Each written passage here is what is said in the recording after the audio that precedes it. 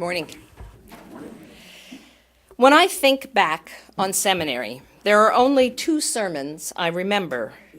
One was by the preaching professor who suggested that all his life he had set women up to fail in the pulpit because he failed to account for the wisdom and experience we offered that might be different from men's. It galvanized many of us who had never considered pulpit work and as something we might aspire to. I am here today because of that sermon. The second sermon was by Professor James Washington, a monumental man, historian and preacher, and it lingers and pushed me toward today's sermon. He began by reading scripture, Exodus, about Joseph. Yes, Joseph of the Technicolor Dreamcoat, but not that story. He reminded us of the later story when Joseph the slave had inexplicably risen to being in charge of all the storage houses in Egypt and how he managed to bring the Egyptians through a massive famine. His brothers showed up in this part of the story and were reduced to begging from the brother they had cast into slavery. Their reconciliation is not the story either, but it offers some lovely insight on forgiveness. No, the story comes when the page is turned on Joseph's life. And there came a time when a king arose in Egypt who knew not Joseph.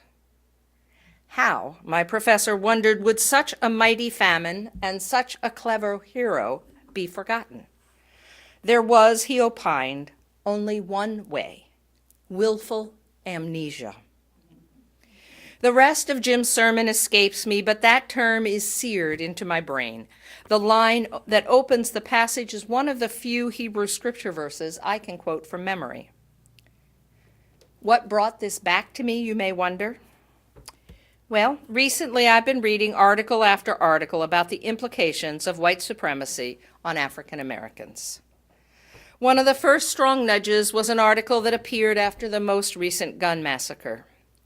It lauded the students and pledged their support. It also, sadly, pointed out that the Black Lives Movement had asked clearly for many of the same things and had been dismissed for being too radical, too separatist, and unclear. It is my deep hope that we may finally see ourselves and our movements united. It is on us to care about Black lives just as we care about all the other children. After all, many of the Black lives we're being asked to care about are also Black children, and too many of them are dead. And then I listened to a report on Black deadbeat dads. We've all heard about them. Many Black children are born out of wedlock, more Black children born out of wedlock than any other children, apparently. Many Black men are in prison, heads keep shaking. Therefore, men are ignoring their children. We've all heard this. We've all internalized it enough that at least we don't speak out every time we hear about it. We don't question. And the truth is nothing like the myth.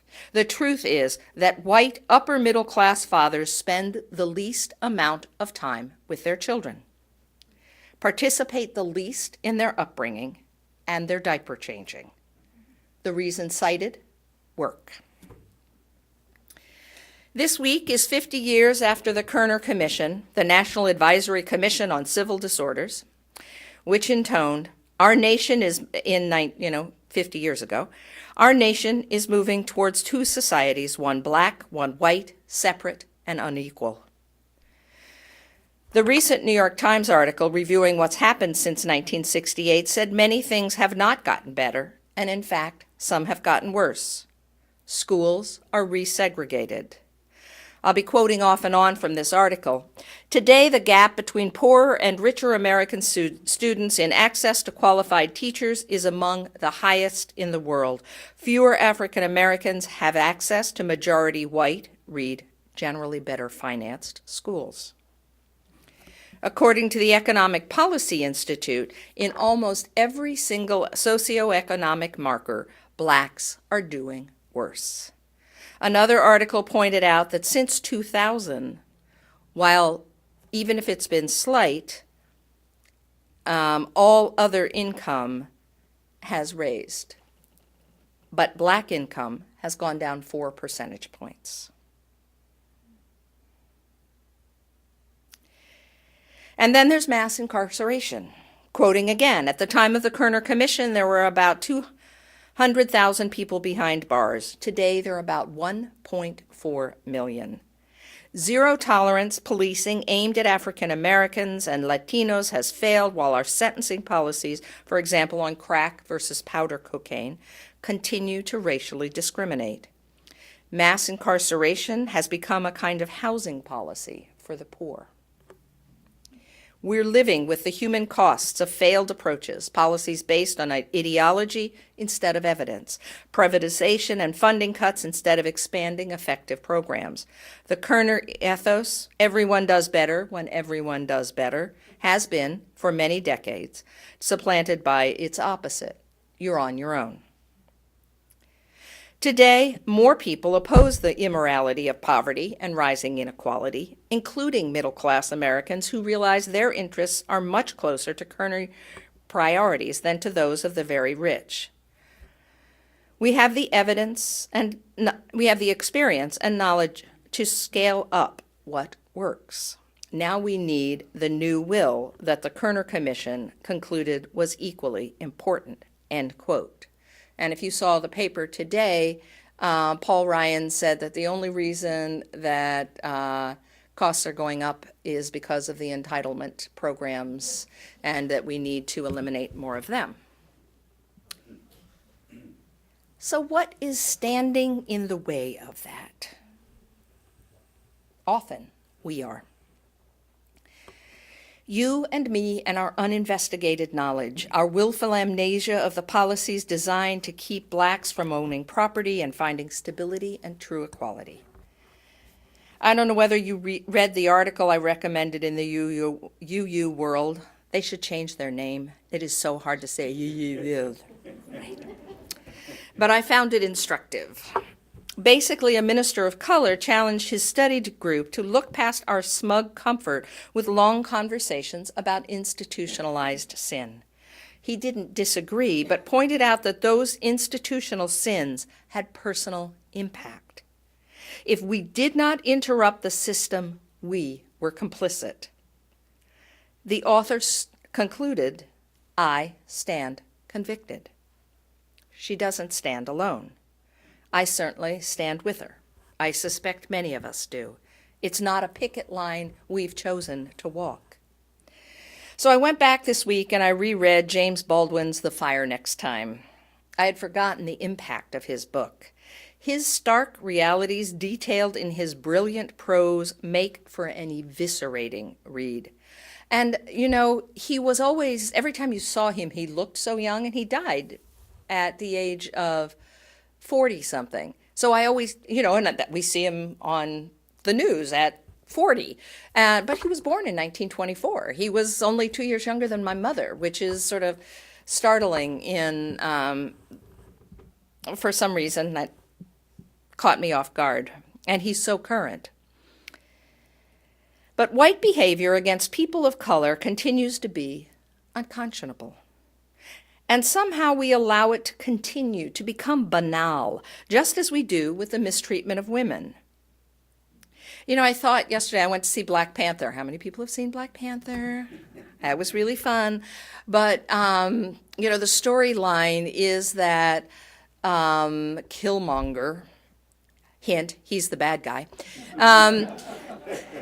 you know, he's going to steal all the treasures from the country, and you know, blacks are going to rise up and they're going to kill all the white people.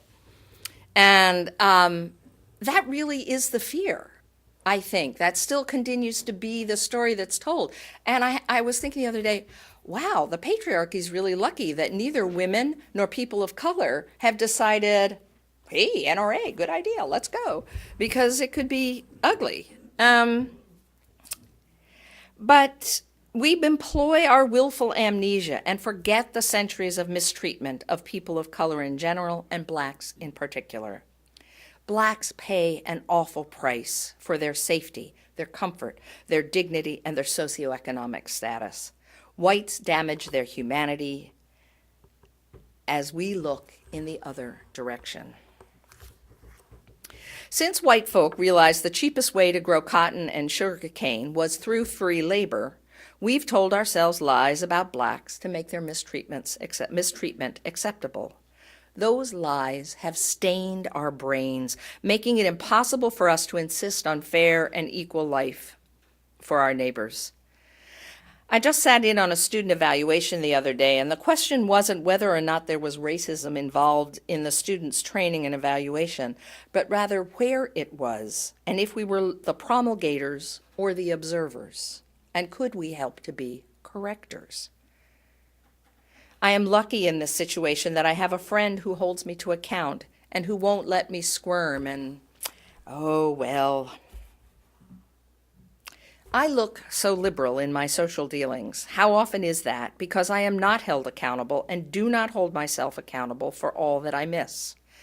I remember Claire Samuels saying after Sonia and Sobi were accosted that we needed a Black Lives Matter sign so that we could not pass for those who didn't make waves.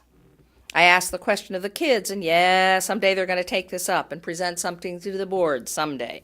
And they haven't, and seemingly, I've been content to let that happen, and so have many of you. We haven't all read the articles that lay out the BLM campaign or the Black Lives UU campaign. We haven't all labored to take the stain off our brains and remove our rosily colored glasses.